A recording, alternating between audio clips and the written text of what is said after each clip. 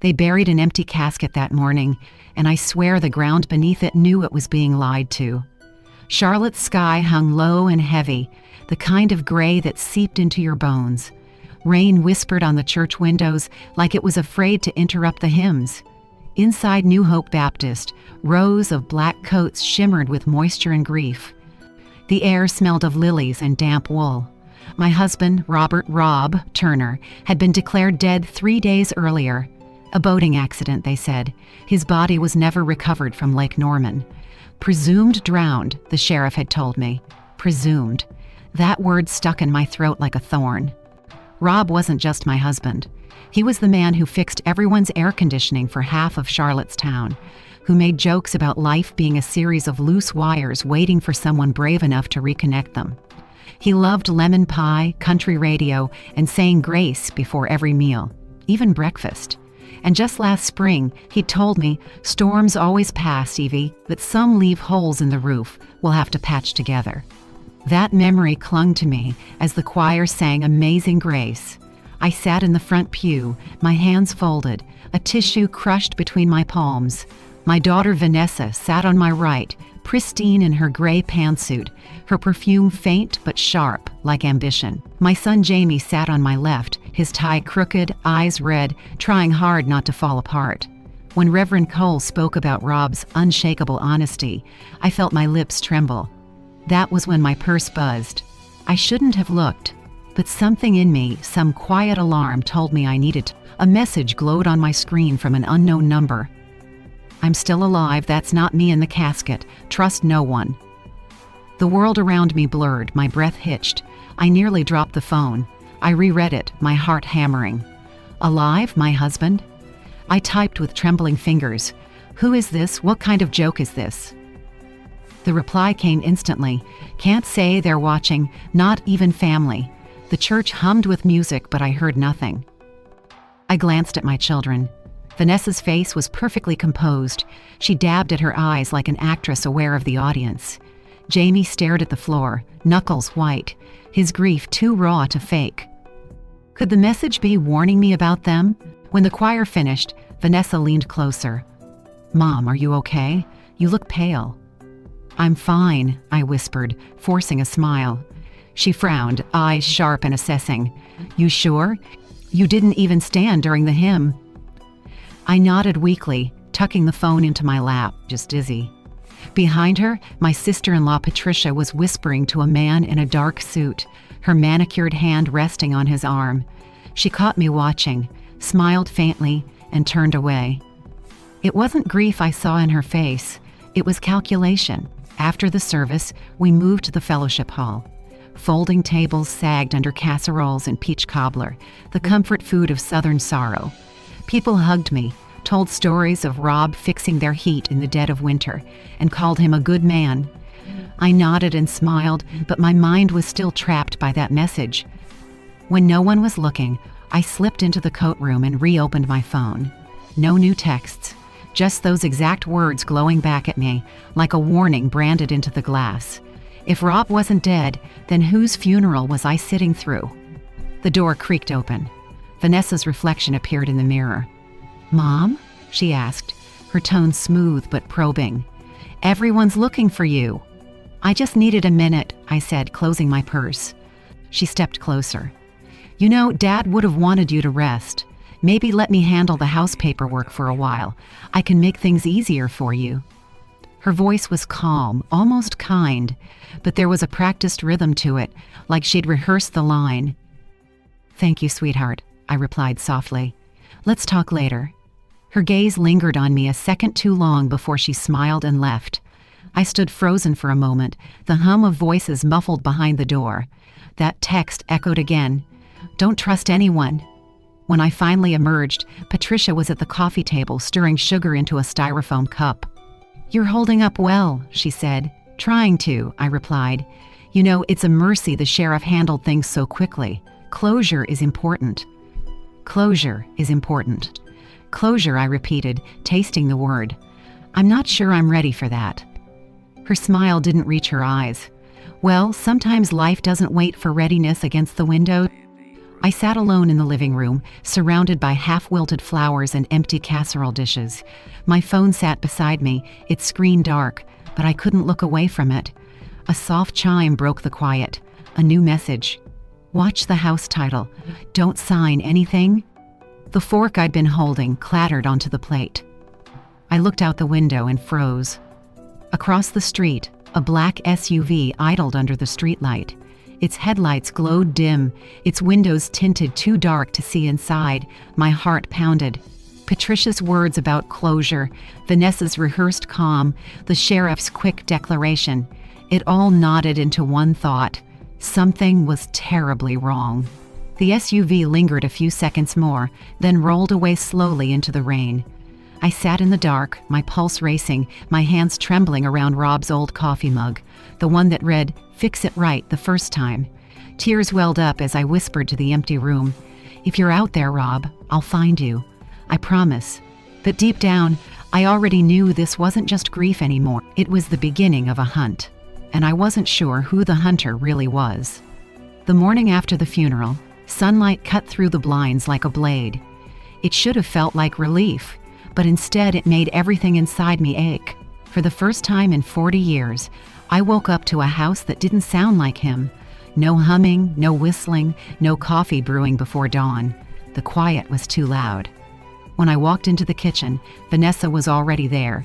She looked like she'd stepped out of a magazine, hair pulled tight, cream-colored pantsuit, lipstick flawless. A leather folder sat beside her latte, its edges sharp as her tone. "Morning, Mom," she said, voice smooth and efficient. "I figured we could get ahead of things, Dad's business, the house, the insurance." Her words felt like business, not comfort. "Vanessa," I murmured, "it's only been one day." "I know," she said quickly, her smile thin. "But life doesn't stop, right? Better to be prepared." Prepared. That was Rob's word too, but when he said it, it was about spare fuses or clean spark plugs, not trust deeds. She opened the folder, her nails clicking on the paper. "This is just a quick claim deed. It'll transfer the title into a trust I'll manage. It protects you from taxes and complications." My heart thudded. "Watch the house title." "Don't sign anything. Where did this come from?" I asked, keeping my voice calm. "Patricia drew it up," she said lightly. "You know how much she's helped Dad's business." I stared at the paper, at my name printed neatly above a line that waited for my signature. I thought of Rob sitting right here last summer, grease on his hands, teasing me about my old recipe cards. "Evie, you and this house, you both hold too much history to let anyone box you up." "I'll read it over," I said softly. Her eyes flicked with impatience. "Sure, but don't take too long. Delays cause problems." After she left, the house seemed to exhale. The walls creaked like they were warning me. I opened the folder again, read the fine print until the words blurred. If I signed, I wouldn't just lose the house. I'd lose everything tied to Rob's name. That's when my phone buzzed. "Don't let her rush you. Check the drawer under old tax files." My pulse quickened. Whoever was sending these messages knew this house better than anyone. In the workshop, the air smelled of oil and cedar. Rob's jacket still hung on the peg, his radio silent for once. My fingers found the bottom drawer and brushed against something rough, an envelope with my name scrawled in Rob's slanted handwriting. "Evie, if you're reading this, something isn't right. They're pressuring me about the diner and insurance. Don't sign anything until you know the truth. Trust Jamie." My throat tightened. Rob had felt it coming. He had known. The door creaked behind me. I shoved the note into my pocket as Vanessa stepped in. "Mom, what are you doing out here?" she asked. "Just sorting through your dad's things." She scanned the workbench like a hawk. "You shouldn't stay in this dust. You need rest." Her words sounded kind, but her eyes measured every drawer, every corner. I forced a smile. "You're right, sweetheart. That night I couldn't sleep. I sat at the kitchen table, Rob's note beneath my palm. I remembered the way he used to whistle off-key while tightening bolts, or humming Elvis tunes when he thought no one could hear. The house felt hollow without that sound. Around midnight, 3 soft knocks hit the door. My blood ran cold. No one was there. just rain whispering on the porch. A manila envelope sat under the mat. Inside were bank statements, withdrawals from our joint account, each signed Robert Turner. But the signature looked wrong-angled, stiff, like someone trying to mimic his hand. The last withdrawal, $5,000, 2 days before his accident. Then, softly, I knew something was off. Vanessa and Aunt Patricia, they've been meeting behind closed doors. Reggie won't answer my calls. I hesitated. Your father left me a note. He said to trust you. I won't let them hurt you, he said firmly. When I hung up, I looked toward the window. Dawn was breaking, but it felt like another warning. By noon, Patricia appeared. Pearl earrings, perfect smile, the smell of lilacs that never smelled real. She laid the same folder on the table. You know, Evelyn, she began sweetly, Vanessa's only trying to help. This process can be overwhelming for women in your position. Women in my position? I repeated. Yes, widows, dear. It's easy to make mistakes. I smiled faintly. Then you won't mind if I double-check the insurance policy before signing. Her expression faltered for just a breath. There is no need. There is, I said evenly. If it's all legitimate, it shouldn't take long. Her jaw tightened. Suit yourself. When she left, I collapsed into Rob's chair, the one that creaked under his weight but always held steady. My hands shook, but not from fear anymore. From certainty. Someone had forged his name, taken his money, and now wanted the house. Outside, an engine rumbled. A black SUV idled by the curb, headlights slicing through the rain. I watched from the window, gripping Rob's note in my fist. For a long moment, the SUV didn't move. Then it rolled away, slow, deliberate, like a reminder.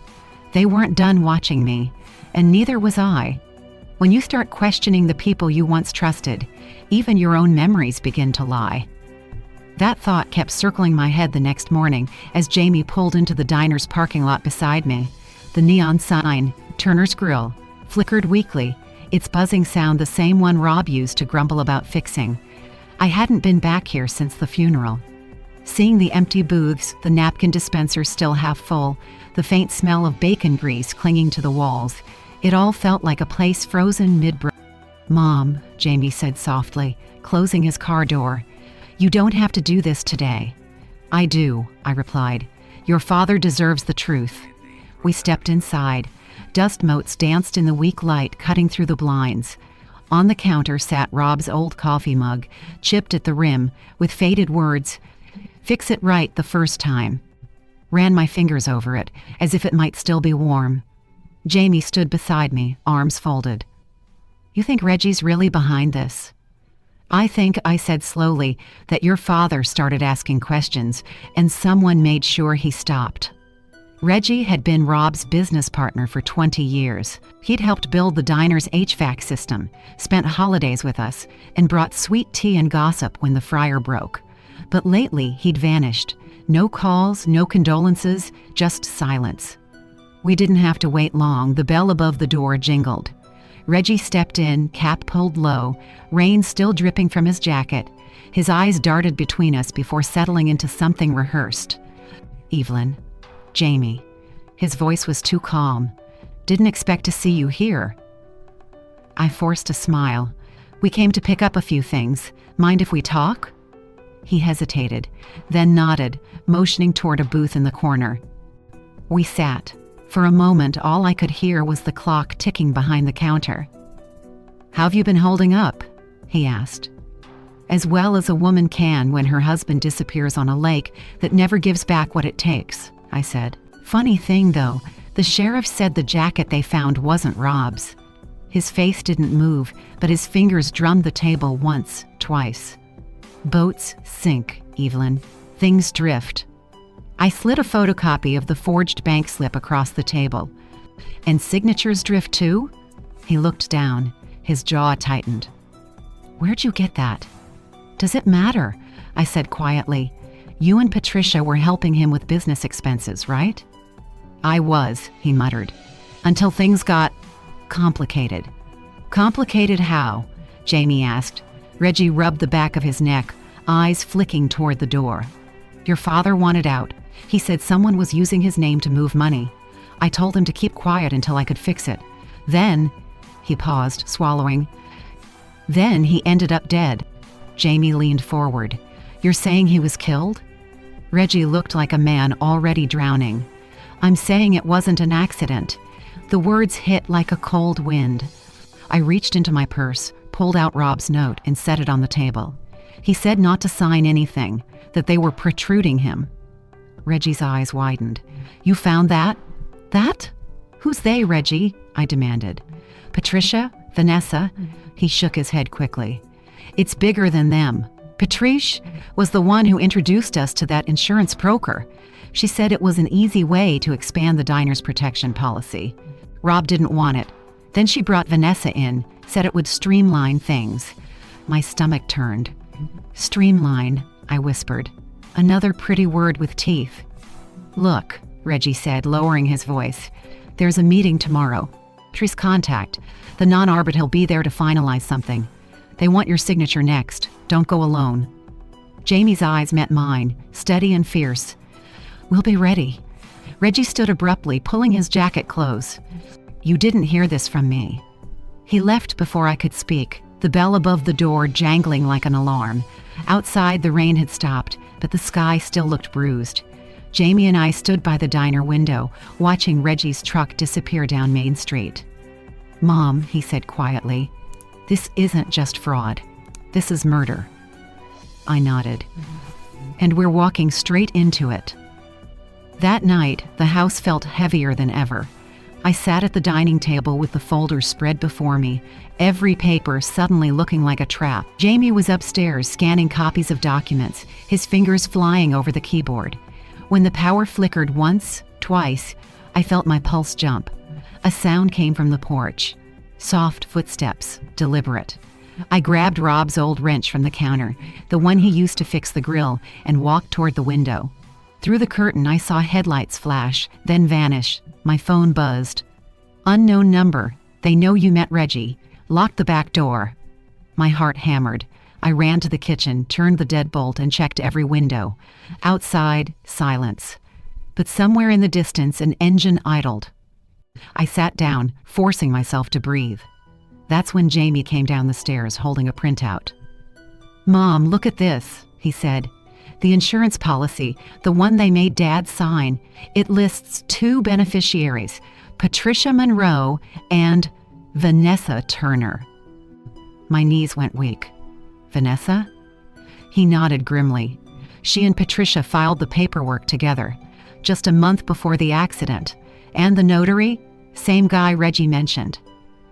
I pressed a trembling hand over my mouth. "She's my daughter, Jamie." "She's not acting like one," he said softly. I stared at the rain streaking the window, remembering Vanessa at 6 years old, curled up on Rob's lap while he read her fairy tales. "You'll always protect her," he'd told me once, "even when she doesn't deserve it." A tear slipped down my cheek. He was right. Jamie put a hand on my shoulder. "We'll expose them, Mom. But we need proof. Real proof." I nodded slowly. "Then we start tomorrow. No more waiting." As I rose to clear the table, I noticed something taped beneath the lamp, an envelope I hadn't seen before. My name, again, in Rob's handwriting. Inside was a photograph. Rob was standing near the lake, days before he vanished, shaking hands with a man I didn't recognize, a man wearing the same dark suit who'd been speaking with Patricia at the funeral. On the back, 3 words were scrawled in fading ink. "Follow the notary." The house seemed to tilt for a moment, as if the walls themselves were listening. Tomorrow I would, even if it killed me. When the people you love betray you, silence becomes both shield and weapon. I barely slept that night. Every creak of the floorboards, every flicker of headlights passing outside felt like a test of my courage. The envelope Rob left me lay open on the table, the photograph staring back, him shaking hands with a man in a dark suit. The same man had whispered with Patricia at the funeral, and on the back, 3 words, "Follow the notary." By dawn, I had made up my mind. Jamie begged me not to go alone. "Mom, "This could be dangerous," he said, his voice low as he poured coffee into my travel mug. "If these people kill Dad, they won't hesitate to hurt you." "I'm not planning to confront anyone," I said, zipping my coat. Just following the truth," he exhaled. "At least let me come." I looked at him, my son with Rob's steady eyes, and shook my head. "You stay here. If anything happens, you call the police and Marcus from church. He still works at the paper, right?" I left before he could argue. The morning air smelled of rain and gasoline as I drove toward the old train station on Elm Street. It hadn't been used in decades, the roof sagging, the windows filled with dust. But when I pulled into the empty lot, I noticed fresh tire tracks curving across the gravel. I clutched the photograph tighter. My heart thudded, but there was also something else, a sense of purpose I hadn't felt in weeks. At precisely 10 o'clock, a figure stepped out from the shadow of the platform. A man in a faded jacket, maybe in his 40s, holding a satchel. His face was unfamiliar, but his eyes were alert, scanning the lot before they met mine. "Mrs. Turner?" he called. "Yes," I answered cautiously. He approached slowly, hands visible, voice calm. "My name's Marcus Green. I'm a private investigator. Your husband hired me 3 weeks before his accident." For a moment, the world narrowed to a single heartbeat. "My husband hired you?" He nodded and opened his satchel, pulling out a recorder and a thin stack of photographs. He thought someone was setting him up, forging his signature, moving money out of the diner accounts. He wanted proof before confronting them. My throat tightened. "He didn't tell me. Marcus met my eyes. He wanted to protect you, but when he disappeared, he clicked the recorder. A familiar voice crackled through static. Rob's voice. "If something happens to me, it won't be an accident. They're after the insurance. Patricia's pushed it hard, and Vanessa..." My knees nearly gave out. I leaned against the car door, the sound of his voice both comfort and a knife. Marcus lowered the volume. "He was scared, Mrs. Turner. He mentioned a man named Reggie and a notary connected to Patricia's firm, the same notary who approved your husband's policy and your daughter's transfer documents." I shook my head slowly. "So they used his name, his business, everything he built, and planned to cut you out," Marcus finished. "But that's not the worst part." He handed me another photo. Vanessa and Patricia are standing outside a downtown office. The same building name is printed on the fake insurance papers. Behind them, through the glass door, stood the man from the funeral. "The notary," Marcus said quietly. "Name's Harold Bishop, licensed but dirty. He's been paid off before." My stomach turned. Quiet place. No phones. I hesitated. "Where?" "Lake Norman," he said. "The boathouse." 9 p.m. The irony hit hard, returning to the place that supposedly swallowed my husband. Marcus must have seen the fear in my face. "You don't have to come, but he won't talk to anyone else." I looked at the lake in the distance, the gray water rippling like a heartbeat. "No," I said. "I'll be there." Before leaving, Marcus reached into his satchel again and handed me something small, a thumb drive. "This was hidden inside your husband's workshop wall." His handwriting on the label. "Play if I'm gone." I swallowed hard. "What's on it?" "I didn't open it. That's your choice." He nodded once and walked away, disappearing behind the platform like smoke. That evening, back home, I sat at Rob's old desk and turned the thumb drive in my hand. My fingers shook as I plugged it into Jamie's laptop. A folder titled The Real Ledger popped up. Inside were spreadsheets, scanned receipts, and video files. The first video opened to Rob sitting in his workshop, camera propped on a shelf. His voice was steady but tired. "Evie, if you're seeing this, it means I didn't make it. They've got Vanessa involved now. I don't think she knows the full extent, but Patricia's using her." Reggie's scared. "The notary is forging everything. I'm close to proof the offshore account they're hiding the money in belongs to someone inside the insurance company." He paused, eyes filled with something between love and apology. "I wanted to tell you, but you'd have stopped me. And you would have been right. I just couldn't let them win." My tears blurred the screen. His voice ended with a whisper. Trust Jamie. Don't trust Patricia. And if you ever doubt yourself, remember, I built everything with you, not them." When the video ended, I sat motionless for a long time. Then I whispered, "I won't let them erase you, Rob. Not again." At 8:30 p.m., Jamie parked the car near the old boathouse. The lake reflected the half moon like a blade. Marcus was already waiting inside, flashlight low. "This way," he said, motioning toward the dock. A man in a hoodie stepped from the shadows, thin, nervous, eyes darting. "You're the witness?" Marcus asked. The man nodded, glancing around. "I notarized a policy for a woman named Patricia Monroe. She paid me cash $5,000 to backdate signatures. One of the documents was for your husband." Jamie's jaw clenched. "Can you testify?" Before the man could answer, a car door slammed somewhere in the darkness. Headlights flashed across the water. Marcus cursed under his breath. "Go," he hissed. We ran toward the car, the sound of gravel crunching behind us. Tires squealed. A black SUV pulled into the lot. Its engine the same low growl I'd heard outside my house. "Get in," Marcus shouted. Jamie floored the gas. The SUV followed for half a mile before its lights vanished into the fog. In the silence that followed, I gripped the dashboard and whispered, "They know." Marcus's voice was steady. "Then we move fast. Tomorrow we go to the district attorney." But I knew tonight wasn't over. The real danger had just found our names. They called me crazy in court. I called their bluff. By the time we reached the courthouse, my palms were dry, my voice steady, and my mother's old Brooks sat pinned high on my collarbone. The tiny microphone inside gave a soft click when I pressed the clasp one beat, then silence. Jamie squeezed my shoulder in the hallway. His jaw set the way Rob's used to be when a job mattered. Marcus stood beside us in a navy suit that made him look like he belonged on every floor in the building. We didn't talk about fear. We talked about sequence, who spoke first, when the exhibits came out, and where Rob would wait until the moment that mattered. Vanessa arrived in a charcoal chic dress, perfect hair, and a face trained for sympathy. Patricia trailed behind in pearls and a sermon of perfume. Their lawyer, a man with a smile like a polished door handle, nodded to the clerk as if he'd done this 1,000 times and never lost. "We're only here to protect her," he told me in the hallway. "Guardianship is a kindness when grief clouds judgment." I let my eyes go soft. "I get confused sometimes," I murmured. "I misplace things." I let the words wobble.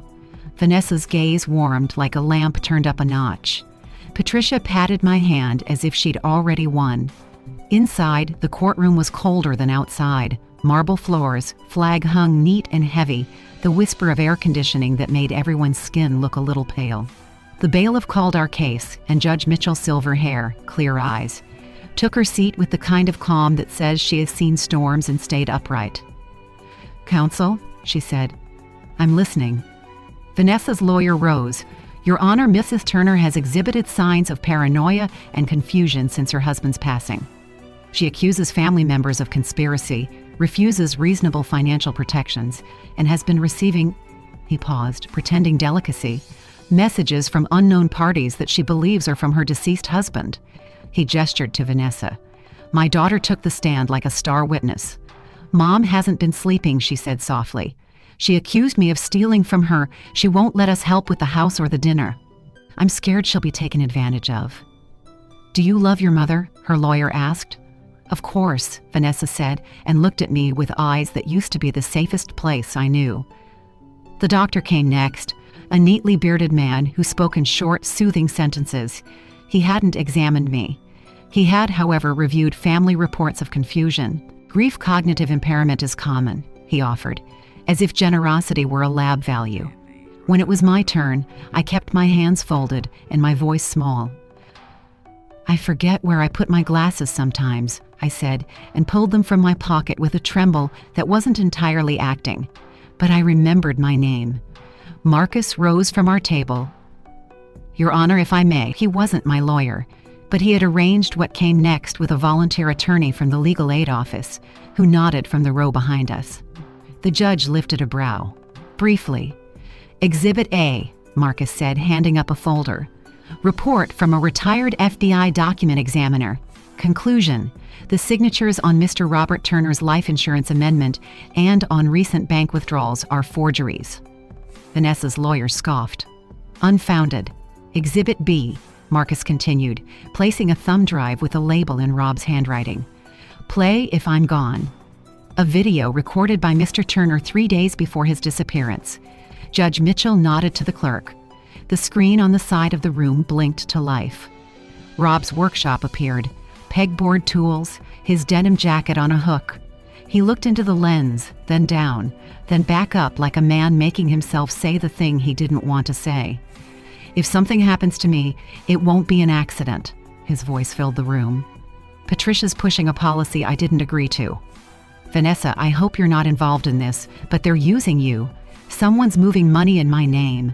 Don't sign anything, Evie. Trust Jamie. A sound moved through the benches.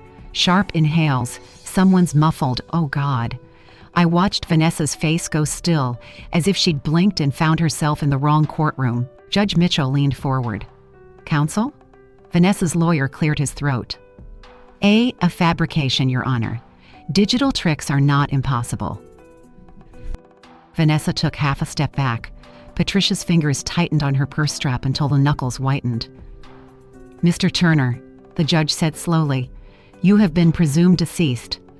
I know, Your Honor, Rob said. His voice, even frayed by weeks of hiding, still sounded like home. I didn't die. I hid. I didn't want my wife walking into a trap. Everything after that moved like a series of locks opening. The handwriting report, the bank transfers, the notary's name and history. The volunteer attorney requested dismissal. Marcus requested a referral to the district attorney. I sat very still and thought about how many casseroles it took to cover a lie this large. Then I pressed the brooch's clasp. Vanessa leaned toward Patricia and whispered, not as low as she thought, "We almost had her." The microphone caught it clean. Marcus hit play from his phone, the sound piping through a small speaker. The words filled the courtroom again, tinny and merciless. The judge's eyes sharpened like a blade being honed. Ms. Turner, Ms. Monroe, she said, I am dismissing the petition for guardianship with prejudice. Further, I am referring this matter to the district attorney for investigation into forgery, fraud, and any related criminal conduct. She lifted the gavel. Mrs. Evelyn Turner is competent. This hearing is adjourned. The wood cracked the air. The sound felt like a door slamming and a window opening simultaneously.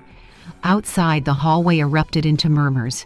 Reporters drifted like curious birds.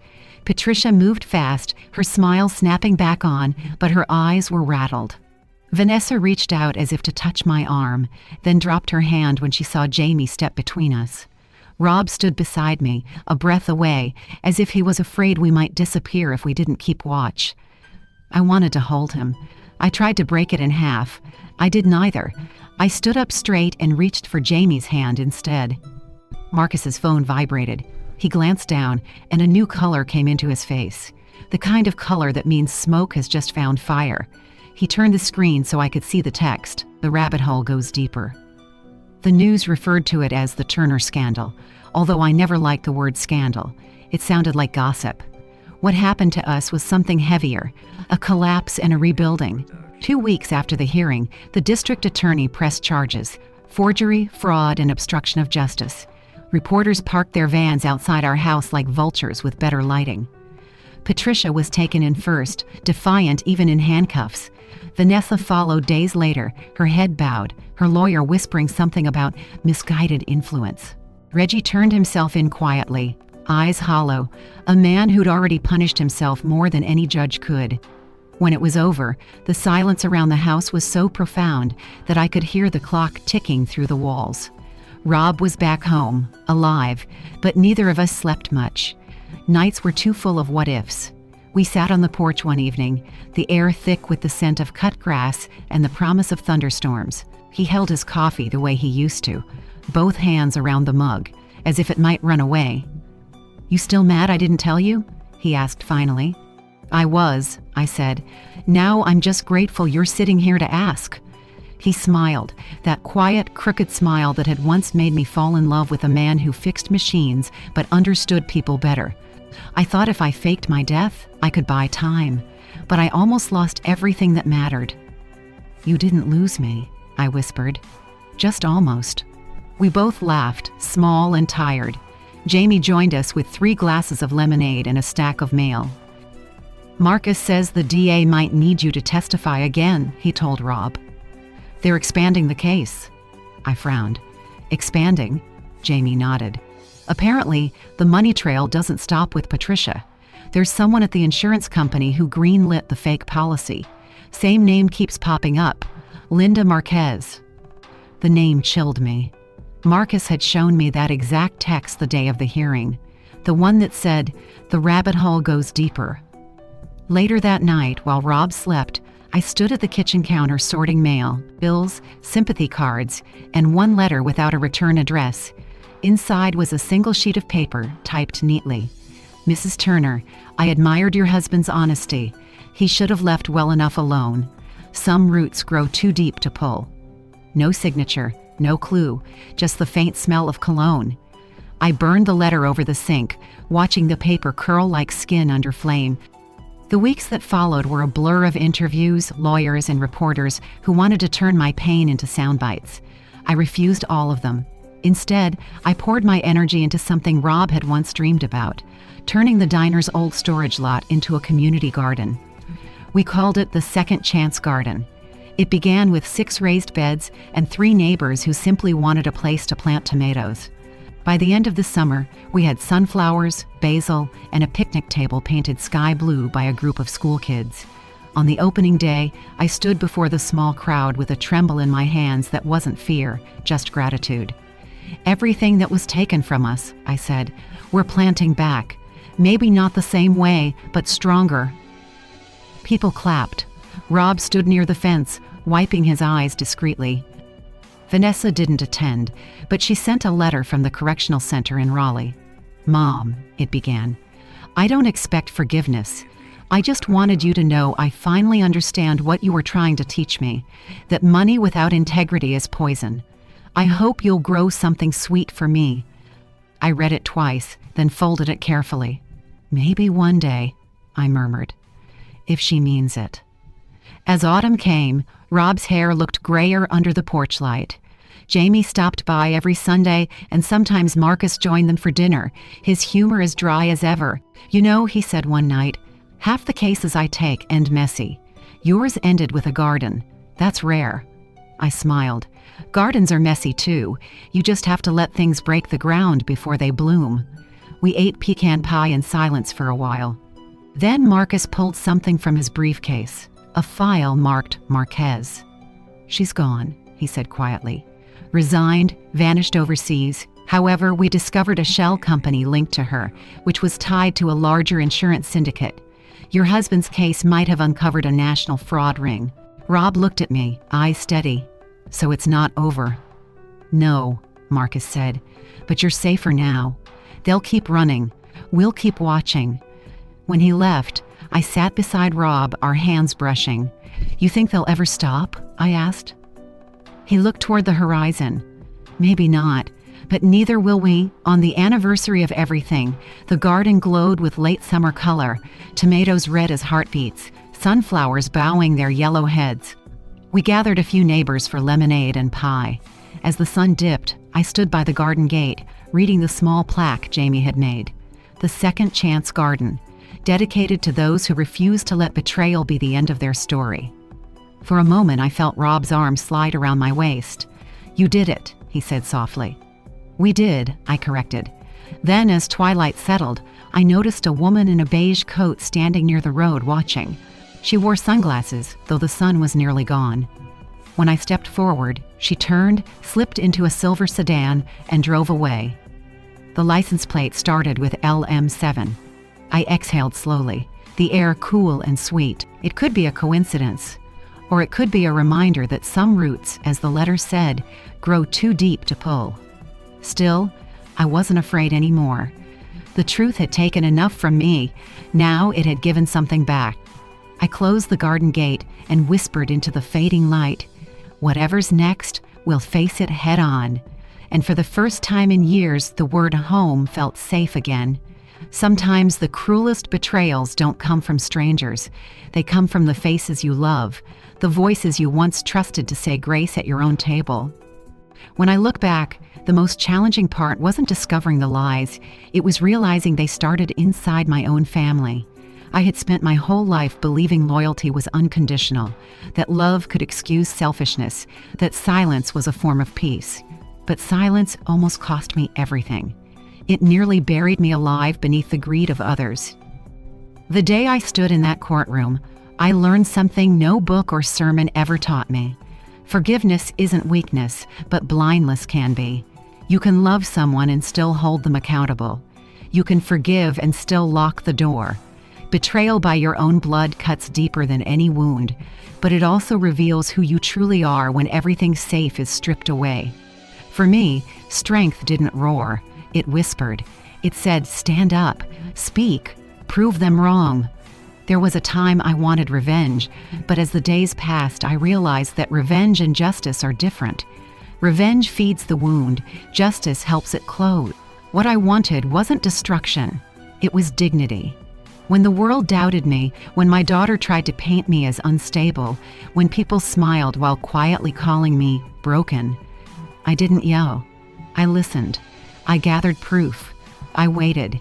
Sometimes patience is the loudest form of power. I used to think family was about bloodlines.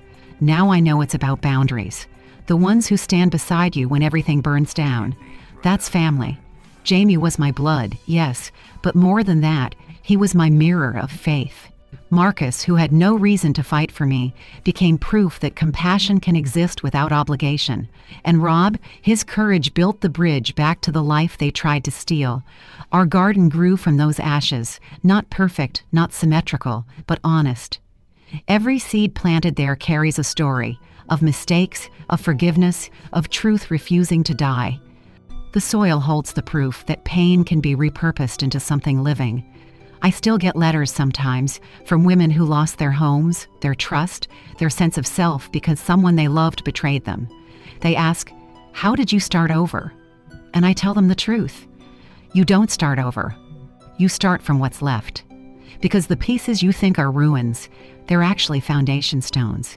You rebuild slower, wiser, stronger. If there's one thing I've learned, it's this. Family love without respect is just control-wearing perfume. Don't confuse guilt for gratitude.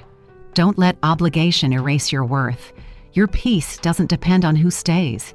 It depends on who you choose to be when they leave. I used to pray for the people who betrayed me, to feel regret. Now I pray for the strength to keep my heart open, but my eyes sharper. The truth will always find its way, even if it has to crawl through years of lies. And when it does, it demands witnesses, not martyrs. Every betrayal presents us with two choices, to become bitter or to become clear. I chose clarity, and in that clarity, I found something more substantial than anger, self-respect. If you've ever been used, dismissed, or silenced by your own kin, know this. You are not crazy. You are not weak. You are simply learning where your worth ends and their entitlement begins. Stand your ground, protect your peace, and never apologize for survival, because in the end, survival isn't about winning, it's about walking away, still knowing who you are. And maybe one day, like me, you'll plant something new, not because the past deserved it, but because you do. Betrayal may break the heart, but truth rebuilds the soul. Have you ever experienced something like this? Share your thoughts below. If this story touched you, type number 1 and subscribe to Anna Tales to hear the following story of strength, dignity, and justice reborn.